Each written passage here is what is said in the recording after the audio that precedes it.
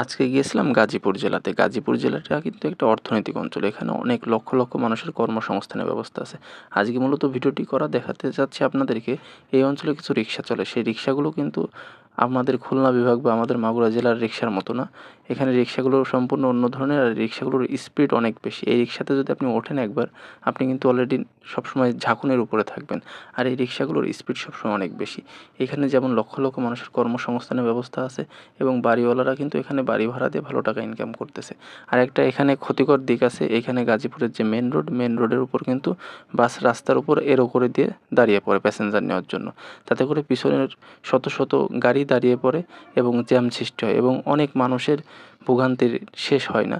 আর আপনাদেরকে এটাও বলে রাখা ভালো, গাজীপুরটা কিন্তু অর্থনৈতিক অঞ্চল, যেহেতু এখানে বিভিন্ন রকম গার্মেন্টস মিল, কলকারখানা রয়েছে, এবং শত শত মানুষ কর্মের জন্য প্রতিনিয়ত ছুটছে। আপনি যদি সকালের দিকে একটু গার্মেন্টস ফ্যাক্টরিগুলোর দিকে তাকিয়ে থাকেন, তাহলে দেখতে পাবেন শত শত মানুষ গেটে দাঁড়িয়ে আছে একটা চাকরির আশায়, একটা চাকরির অপেক্ষায়।